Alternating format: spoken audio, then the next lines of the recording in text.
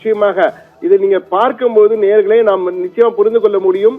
Trump ஆச்சரியப்படுகிறார். Next time in Moscow என்று ரஷ்ய அதிபர் விளாடிமிர் புட்டின் சொன்னுடன் தேங்க்யூ வெரி மச் விளாடிமிர் என்று அவர் கூறும்பொழுதே அந்த ஆச்சரியத்தை பார்க்க முடியும். என்றால் அதற்கு முன்னால் அவர் ஆங்கிலத்தில் பேசியதாக இல்லவே இல்லை. இதுவரை பொது வெளியிலே ஆங்கிலத்தில் அவர் பேசியதே இல்லை.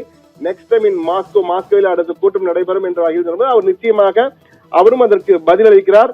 அதாவது வாய்ப்பு இருந்தால் நிச்சயம் இது நடக்கும் என்று I can see it's possibly happening என்ற வகையிலே கூறுகிறார் அதிபர் ட்ரம்ப். எனவே அவர் நிச்சயமாக ட்ரம்பை எதிர்பார்க்கவில்லை இப்படி ஆங்கிலத்தில் அவர் பேசுவார் என்று. அதுவும் ஒரு ஆச்சரியமாக அந்த பிரஸ் கான்பரன்ஸ் ஏற்கனவே கூறியது போல 13 நிமிடங்களில் கிட்டத்தட்ட 9 நிமிடங்கள் பேசி 70% டாமினண்டாக அந்த பிரஸ் கான்பரன்ஸை ஆக்கிரமித்தது, அதிக ஆளுமை செலுத்தது யார் என்றால் நம்முடைய பார்வையிலே மட்டுமல்ல, அனைவருடைய அரசியல் ஆர்வலர்கள் அனைவருடைய பார்வையிலும் ரஷ்ய அதிபர் விளாடிமிர் புட்டின் தான் பெரிதாக தெரிந்தார். இந்த கூட்டமே எதற்கு நடைபெற்றிருந்தால் போர் நிறுத்தத்தை பற்றி பேசுவதற்காக தான் நடைபெற்றது. ஆனால் இந்த கூட்டத்தில் ஜாயின்ட் பிரஸ் கான்ஃபரன்ஸ் நடக்கும்போது போர் நிறுத்தம் குறித்து விளாடிமிர் புட்டினும் பேசவில்லை, அதிபர் ட்ரம்பும் பேசவில்லை. இருவருமே ஒரு சொல் கூட போர் நிறுத்தம் சீஸ்வேர் என்று பேசவே இல்லை.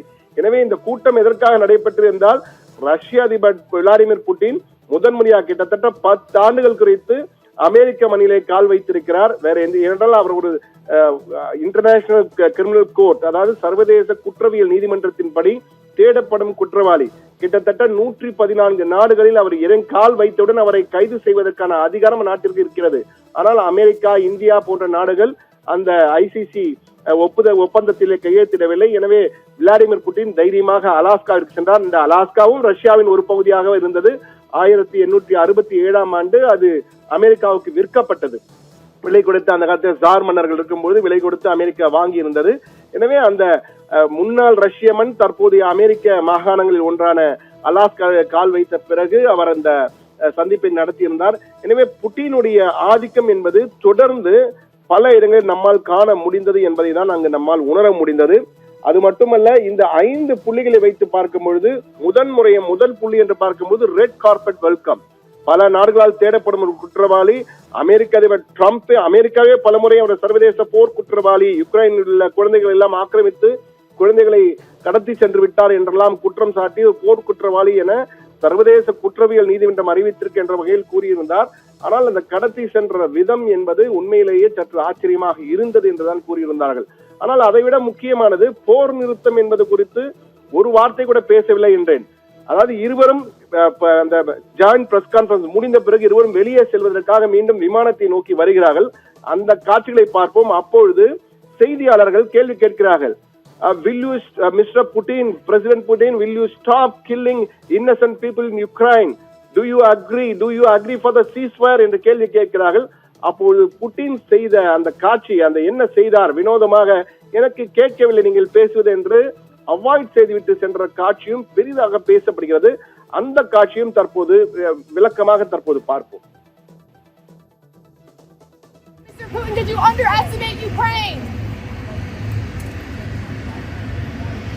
President Putin, will you stop killing civilians?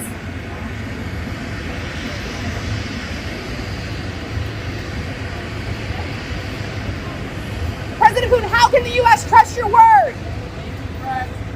Mr. Putin, did you underestimate Ukraine? President Putin, will you stop killing civilians?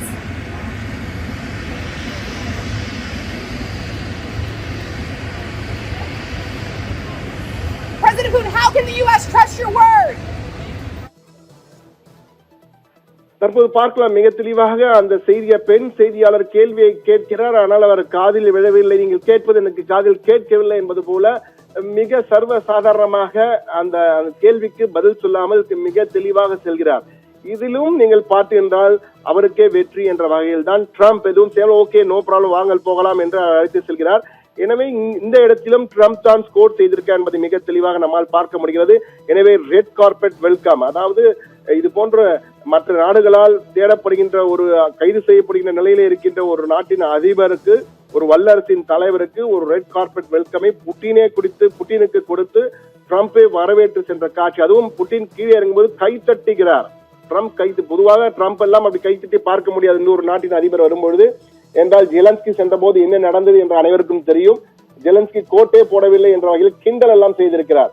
ஆனால் இவர் ஜெலன்ஸ்கி ஒரு சாதாரண நாடு, ரஷ்யா ஒரு வல்லரசு என்பதை மீண்டும் அழுத்தமாக நிரூபிக்கும் வகையிலே புட்டினுக்கு இங்கு அந்த வரவேற்பு கொடுக்கப்பட்டது. அதே போன்று இந்த போர் நிறுத்தத்திற்காக தான் இந்த கூட்டம் என்றுதான் முதலில் பேசப்பட்டது. ஆனால் போர் நிறுத்தம் குறித்து ஒரே ஒரு முறை கூட அங்கு உச்சரிக்கப்படவில்லை என்பது அதைவிட கூடுதல் சிறப்பு என்னவென்றால், ட்ரம்ப் போர் நிறுத்தம் என்று கூறியிருந்தார். ஆனால் விளாடிமிர் புட்டினோ மிக தெளிவாக போர் நிறுத்தம் என்பது குறித்து எந்த பேச்சும் நடக்கவில்லை என்பதில் எந்த வாய்ப்பும் கொடுக்கவில்லை என்பதை மிக தெளிவாக நம்மால் புரிந்து கொள்ள முடிந்தது என்பது அங்கு இருந்தது. அதே போன்று புட்டின் பர்சூயிங் பீஸ் என்றுதான், அமைதியை நாடி என்பதுதான் பேச்சுவார்த்தையே. இங்கு அமைதியை நாடி என்று பேச்சுவார்த்தை நடத்தி கொண்டிருக்க அதே நேரத்திலே அலாஸ்காவில் புட்டின் ட்ரம்புடன் பேச்சுவார்த்தை நடந்த அந்த சமரச பேச்சு நடத்தி கொண்டிருந்த நேரத்திலே ரஷ்யாவிலிருந்து 85 ட்ரோன்கள், ஒரு ஏவுகணை சென்று யுக்ரைனை மீண்டும் பதம் பார்த்திருக்கிறது. எனவே அமைதியை நாடி என்று பேச்சுதான் இருந்ததை தவிர அங்கு அமைதி எல்லாம் இல்லை, தொடர் தாக்குதல்கள். நாங்கள் சொல்வதை நீங்கள் கேளுங்கள் என்ற ரஷ்யா மீண்டும் தனது ஆதிக்க ஆளுமையை காட்டுகின்ற தன்மையை நம்மால் உணர முடிந்தது. இதிலும் ட்ரம்பை விட முந்திக் கொண்டிருந்தார் புட்டின் என்பதை தான் நம்மால் உணர முடிந்தது. ஆனால் இந்த கூட்டத்தில் என்ன பேசினார் தெரியவில்லை. ஆனால் தற்போது அங்கிருந்து வரும் தகவல்களும் சில அமெரிக்க செய்தி நாளிதழ்கள் வெளியிடுகின்ற செய்திகளையும் பார்க்கும்போது இருவரும் பிசினஸ் டீலிங் பேசினார்கள். வர்த்தகத்தை, அதாவது மீண்டும் அமெரிக்கா ரஷ்யாவிலே அதிக அளவுக்கு முதலீடு செய்வதற்கான வாய்ப்பு குறித்தெல்லாம் பேசியிருக்கா என்றெல்லாம் தகவல்கள் வருகின்றன. we will have a good chance when this is over என்ற வகையிலே கூறியிருக்கிறார் ட்ரம்ப். நிச்சயமாக இது ஒரு வர்த்தக ஒப்பந்தத்தை புதிதாக ரஷ்யா அமெரிக்க உறவு மீண்டும் தொடங்குமோ என்ற வகை இருக்கு. என்றால் ட்ரம்ப் தோற்காமல் இருந்திருந்தால் இந்த சண்டையே வந்திருக்கா என்றதெல்லாம் கூறியிருந்தார் ரஷ்ய அதிபர் புட்டின். எனவே நிச்சயமாக அது ஒரு எதிர்பார்ப்பை ஏற்படுத்தி கூற வேண்டும். இந்த கூட்டத்தை பொறுத்த மட்டிலே ட்ரம்ப் இந்த கூட்டத்தை நடத்தியது, அவரை ரஷ்ய அதிபரை வரவேற்றது, இருவரையும் சந்தித்து பேச்சுவார்த்தைக்கு தொடங்கியது போன்றவையெல்லாம் பார்க்கும்போது ரஷ்ய அதிபர் ட்ரம்புக்கு இந்த கூட்டத்தை பொறுத்த மட்டிலே 10க்கு 10 மதிப்பெண்கள் தைரியமாக கொடுக்கலாம், 10க்கு 10 கொடுக்கலாம். ஆனால் அவர் வென்றிருக்கிறார் என்றால் 10க்கு 10 மதிப்பெண் இவருக்கு. ஆனால் கோப்பையை வென்றது புட்டின் தான் என்று கூற வேண்டும்.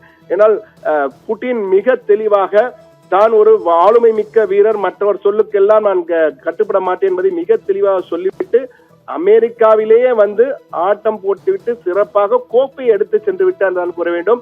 எனவே இந்த இருபெரும் தலைவர்கள், உலகின் டாப் 2 லீடர்கள் சந்திப்பிலே 10க்கு 10 மதிப்பெண் ட்ரம்ப் வாங்கினால் அந்த கூட்டத்தை ஏற்பாடு செய்து பேச்சுவார்த்தை அது இது என்று கூறி மிரட்டி பணிய வைப்பதற்காக இந்த கூட்டத்தை அவர் ஏற்பாடு செய்திருந்தாலும், கூட்டத்திற்காக ஒரு 10க்கு 10 மதிப்பெண் கொடுத்தாலும் வெற்றி என்னவோ கோப்பை என்னவோ வின்னர் பரிசை தட்டி சென்றது என்னவோ விளாடிமிர் புட்டின், ரஷ்ய அதிபர் விளாடிமிர் புட்டின் முதலே மாற்று கருத்தில்லை என்பதுதான் அனைவரின் கருத்தாக, உலக அரசியல் நோக்கர்களின் கருத்தாக எதிரொலிக்கிறது. மற்ற நாட்டு தலைவர்கள் அதைதான் கூறுகிறார்கள். ட்ரம்ப் ஏமாந்து போய்விட்டார், புட்டின் ஸ்கோர் செய்து விட்டார் என்றுதான் அனைவரும் கூற இருக்கிறார்கள். இதுதான் உலக நாடுகளின் நாளிதழ்களின் தலைப்பாக இன்று இருக்கிறது. ராஜேஸ்வரி.